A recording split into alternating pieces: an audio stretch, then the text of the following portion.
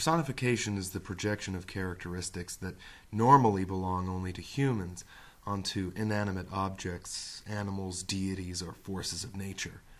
These characteristics can include verbs of actions that only humans do, or adjectives that describe a human condition. The characteristics can also be emotions, feelings, or motives given to objects incapable of thought. For example, if someone said, "The trees whispered their discontent," that would personify the trees, both as able to whisper and of feeling unhappy. Personification is also sometimes referred to as anthropomorphism when it is used to give human feelings and actions to animals. Personification can also mean the embodiment of an abstract idea or quality. This definition of personification can extend even to humans. For example, a person can be said to personify the patriotism of his or her country, or the ambition of her company.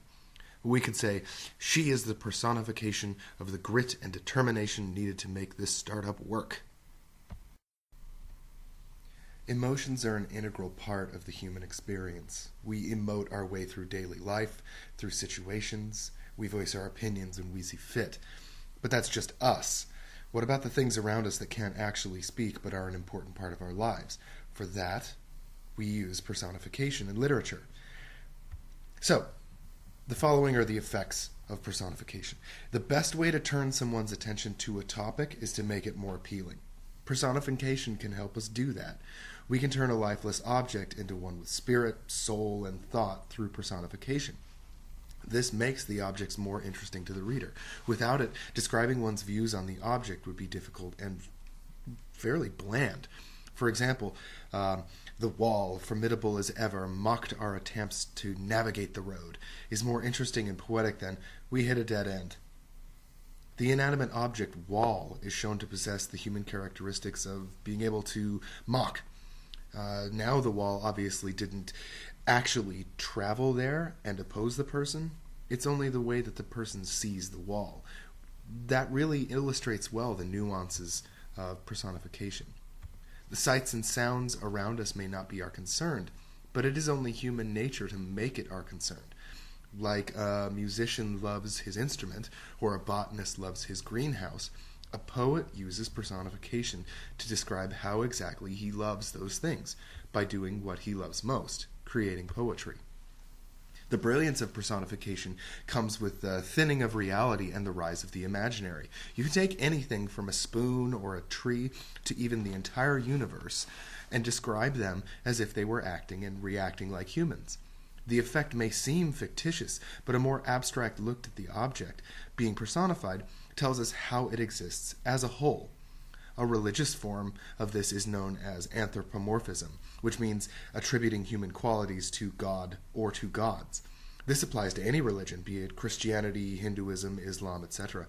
The question of the real existence of God aside, when we pray to our well-being to God, hailing the God as kind, nurturing, and understanding to those who are good.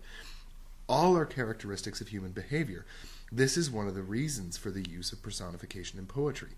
It helps us understand what we didn't know earlier. It's the best way to care for or shun inanimate objects that we revolve our lives around. It helps us to realize the gravity of a situation that needs to be taken care of. The route that a poem takes lies solely in the hands of a poet.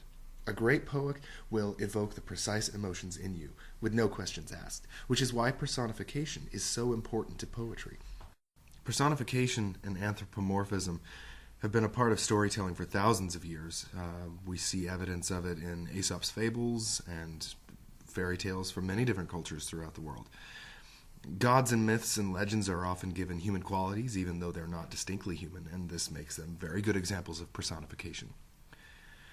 Personification has remained popular throughout the centuries, given that it adds aesthetic qualities to a work, and in a way it provides a way for authors to describe inanimate objects. It also inserts more meaning into the inexplicable things like forces of nature.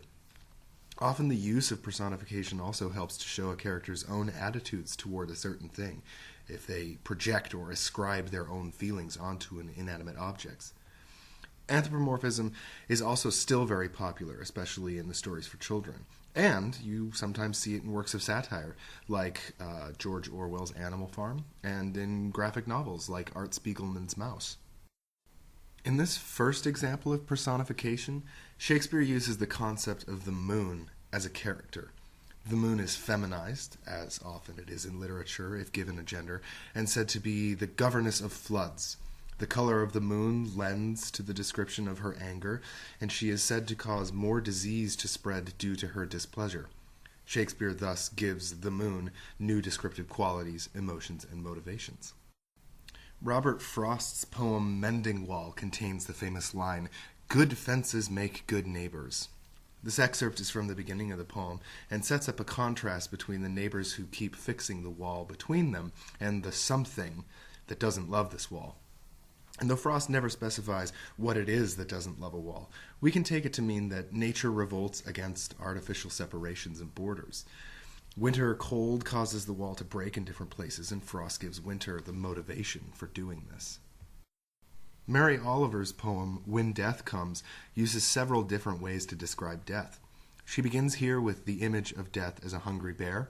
Then Oliver gives death the human characteristics of having money and wanting to make a purchase, thereby personifying it. The death is full of desire in this poem. Oliver uses this concept to contrast her own desire to live her life as fully as possible before death comes for her. In this final excerpt from Nathaniel Hawthorne's The Scarlet Letter, there is a juxtaposition between the wild rosebush and its location, namely the prison.